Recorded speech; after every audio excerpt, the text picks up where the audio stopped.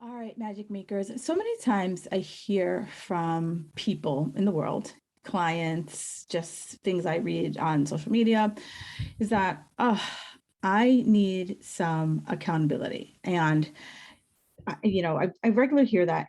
And, I'm big on definitions because I was like, like accountability is just one of those words. It's to me, it's like that word, like mindset, right? Like, I need to work on my mindset. And I was like, that's such a big and nebulous word. What do you mean by that? And oftentimes when I ask people, I'm like, well, what do you mean by that? Like, how, when you say accountability, what does that look like for you? And a lot of people just can't define it. They're like, I don't know, you know? And so it's, and I've been in that place where it's like, I need help, but I can't articulate what it is that I need. So I looked it up because, I'm big on definitions.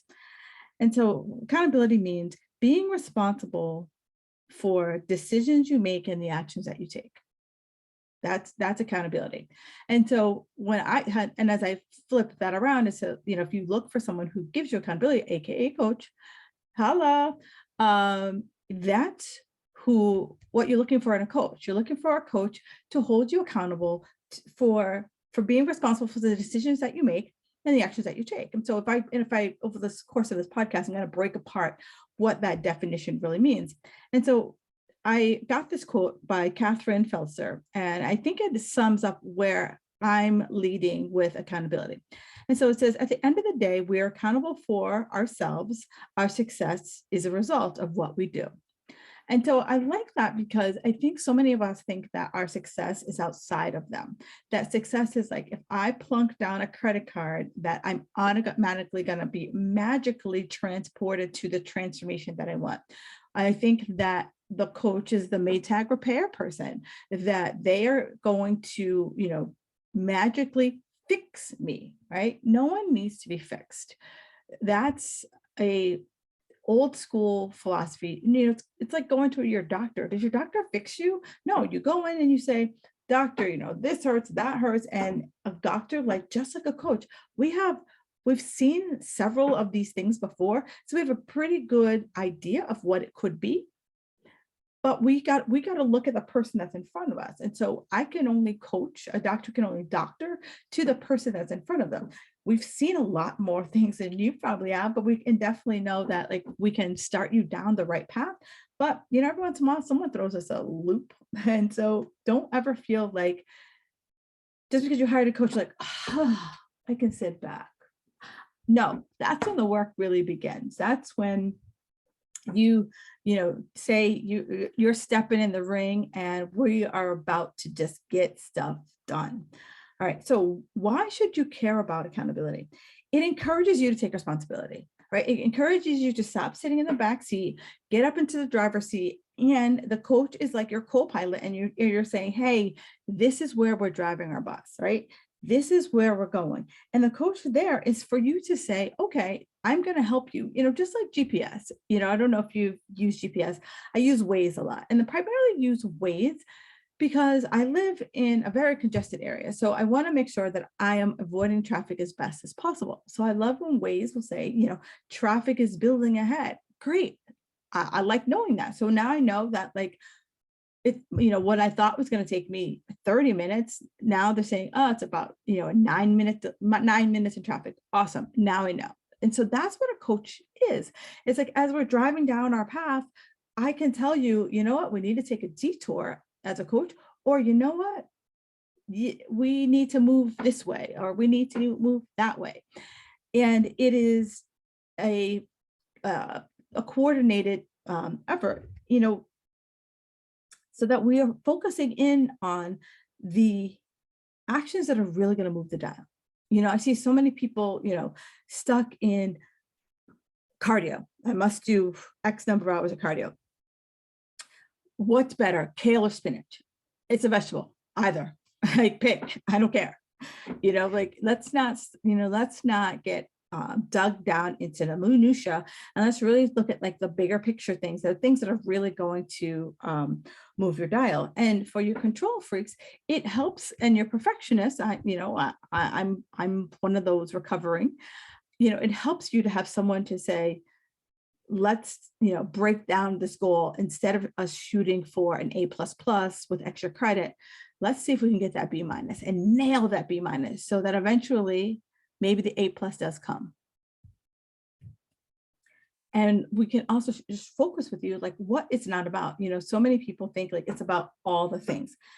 And unfortunately, that's what overwhelms us, because we think we have to do everything right. But I know for me as a coach, when you work with me, I'm like, give me 1 to 3 things that that you can, they might feel challenging, but it does feel doable for you based on what's going on in your life. What does your schedule look like? What season of life are you in?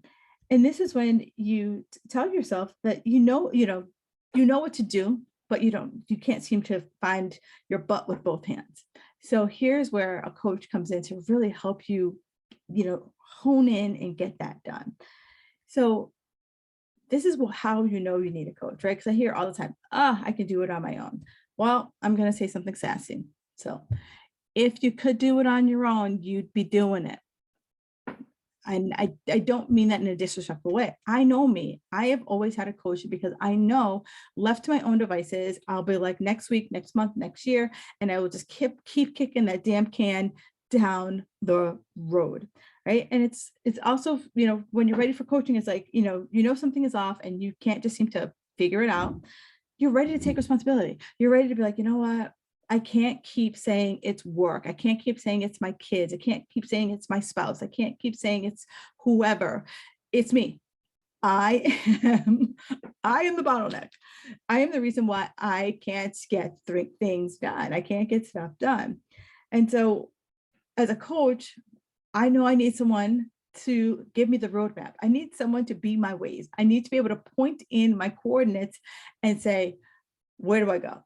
There's 500 routes I can take. What is the route that's going to move the fastest, not have as many detours, not have me like, pulling my hair out by the roots, right? And it's also, you're ready for coaching when you're done with excuses. And when I say excuses, I don't mean in a no excuses way. It means, when I say excuses, it means like, oh, I don't have time. Oh my God, my kids. Oh my God, this. Oh my God, that. Oh my, right? It's like, you know what? I have life going on and I'm trying to figure out how I can carve out some me time, that I'm not always struggling with everyone else's malarkey and I have time for me. So here are some ways that a coach can really help you in this accountability, right? So we can, again, going back, really defining what the heck does accountability really mean? So the first thing we do as a coach is that we work to figure out a strategy. You say that you want to go to California. We're going to figure out how we're going to get to California. First step is like, California is a big damn state. Where in California? North, south, middle of the country, the desert? Where do you want to go? And then from there, we're going to look at the actions that you take to see if they're in alignment with getting you to California. If you're saying that you want to walk and you want to get there in a week, I'm going to say good luck to you. So we want to really start to get clear. And, when you work with me, the first thing I ask you is, what is your goal? Because I want to know, where are we driving? If I'm going to get in the passenger seat, where the hell are we going? And from there, we can start to look at like the choices that we're going to make in order to get us to our final destination. If you told me that you wanted to lose 5 pounds, but you told me you were going on vacation and you wanted to eat and drink like a Viking, then we're going to have a very different conversation. So I really want you to start thinking about, we're taking, if your destination, your actions, match up. We're also going to look at your time. I see so many of my clients, and we did a whole time audit in our Fit Girl Magic Society just to see when people said, I don't have enough time. That's the first thing people say, like, oh, I ran out of time this week. Oh, my time. I have on my check-in form, I have a thing that says, how can we get it done this week? And, a bunch of different choices. One of the choices is too much life going on. So then I will always ask, so is this a short-term thing? Is it a long-term thing? Like, what's going on with too much life, right? Because it's really easy to find ourselves in that overwhelmed position. And then I always ask something positive, like, where are you already crushing it? Because if you're already crushing it with your workouts, we don't even need to talk about that. Or maybe, I do have a couple of clients who are over crushing it with their workouts and really working to kind of like pull them back by the ponytail to say, you know what, for where you are in your journey, it's too much. It's too much volume. It's too much intensity because, if you're telling me you're not sleeping, if you're telling me that your digestion is off, if you're telling me that you are stressed in other areas of your life, you adding extra workouts, you going to the gym and like crushing it and lifting a Buick and all that fun stuff, that's too much for your body. So I'm going to ask, well, can we pull that back a little bit just to see if exercise is too much of a stressor on your body? And then I'm going to ask, where do you need a little bit more support? Right. But here is where, as I started this conversation, you have to be open, right? You have to be open to have the courage to do something different, because if you have someone who's like, this is how it always worked out, and it's not serving you, you have to be open to saying, well, maybe there's a different path. And I always ask people, like, let's do an experiment. Let's do a 30-day experiment. And if you do not feel different in your body in 30 days, you can always go back. Right. So nothing is, written in stone, coming down from the tablets like Moses. It's like, let's do an experiment because, I was burnt out. I know what burnout looks like. I know what burnout feels like in my body. And I know what burnout did to my body. So if you're a woman over 40 and you're like, I have belly fat, I feel tired all the time, I feel wired, but tired, I don't sleep, I feel like my hormones are a hot mess, my thyroid's a hot mess. For many of us, and I'm saying this from experience, it did it to ourselves because we over dieted ourselves, we over exercised ourselves, over stressed ourselves, over committed to ourselves. And now we just need to chill the bleep out. And so that's hard because I know that I had to do that like 6 years ago. I was literally forced to sit on the bench for 8 weeks. And you think 30 days is a long time? Try 8 weeks. That was just brutal. But it was what I had to do in order to get forward. And sometimes you got to take a few steps back in order to take a few steps forward. And for an ego, that's hard. For my identity, I was a workout chick. I worked out hard. That was who I was. And for me to not go to the gym for 8 weeks and to just walk, that just blew up my identity. But it also forced me to get a little deeper. It forced me to like have the courage to get clear. Like, did I want to go hard or did I want to be healthy for the rest of my natural born life? It forced me to connect with, I did this. Like, this is from all of my go hard mentality.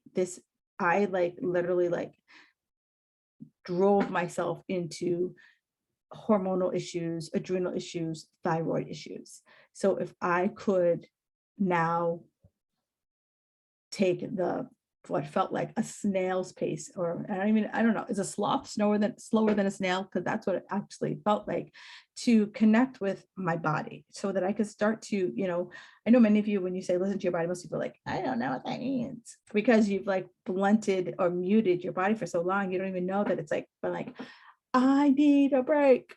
I need a break. It's yelling at you to, chill out. So here's where, as someone who has been there, I see it. I've coached thousands of women. So I see the signs of burnout. I see the sign, I see the road, I see that you're on the interstate to like body dysregulation, so I try my best to see what I can do to stop you from that. But I also try to keep you focused on the task at hand, so that we're not chasing all these, white rabbits out there, because it's really easy to like, go to a party and a friend saying, I'm doing keto, read on the internet that someone's doing Whole30, read that someone's doing Heart 75. And it sounds sexy because it's going to get you there faster, but at what cost? And when I get there, can I sustain there? Because that's ultimately what I want. I want you to, as we are on this journey, be able to get there, build a camp, and like build a life in this, what we've been able to create this process, this journey. And so as I work with you, I'm really working with you on your time management so that we aren't saying I can have this list of 500 things that I'm going to do, that there is space. We have buffers in our time so that we don't look at our to-do list like, oh my goodness, I'm never going to get it done. You might have days, but I'm saying people have done this for years. Like, oh my God, yeah, the day got away from me. The day got away from me. And I'm like, how many days can get away from you before you say, you know what, this has to stop? Because that was me, right? I lived that life, and I'm trying to say, if I build more space into my day, I stop overcommitting, I start delegating more, I start deciding that, you know what, the best advice I ever heard was Susie Welch. I don't even know if she could still be married to Jack Welch, but she was at the time Jack Welch's wife. But if they're still married, mazel tov. If they're not, sometimes things aren't meant to be. And she said that she wasn't, a busy executive, and she identified with busy. Like that was like, if you ask her questions, like, busy, busy, busy. And she said the best thing she did to break free of this was to create a stop doing list. And that was just, this is probably like 15 years ago I heard her speak. And that was just magic to my ears, because that's what I needed to hear. I needed to hear the stop doing. And there's probably stuff on your list that you can stop doing. And, I have a client right now who is dealing with some pretty serious elder care issues with her parents. And, she's just like, I'm doing this, I'm cook, I'm cleaner, I'm pool girl, I'm, the hostess when their friends come over, I'm the taxi driver, I'm, pretty much everything.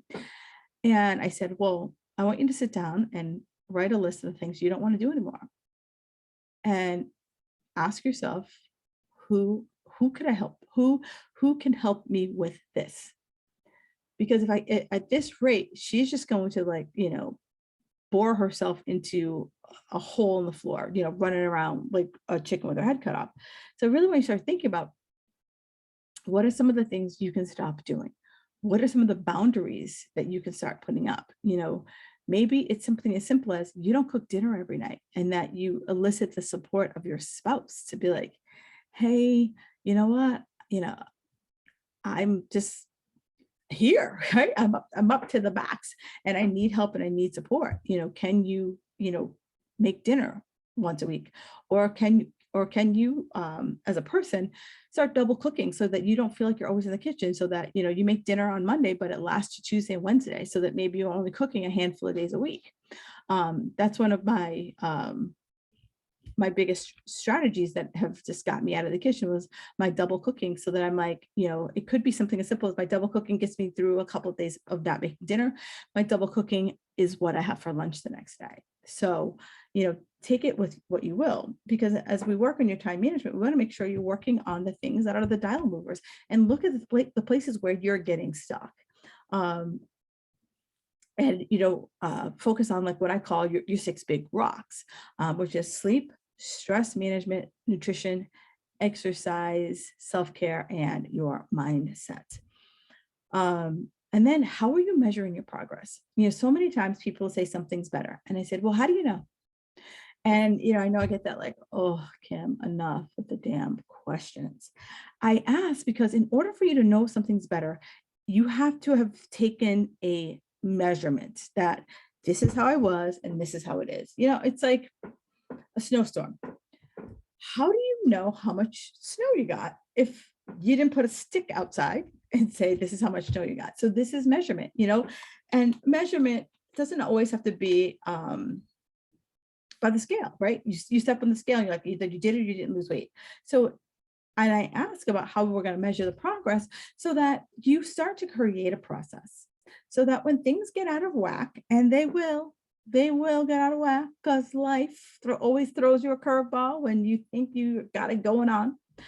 And so I want you to start thinking to yourself, like, this is the process. So like, for example, I have a client, she doesn't sleep well. And I was like, okay, we're going to like start mapping out the nights you don't sleep, so we can start to understand what happens when you don't sleep.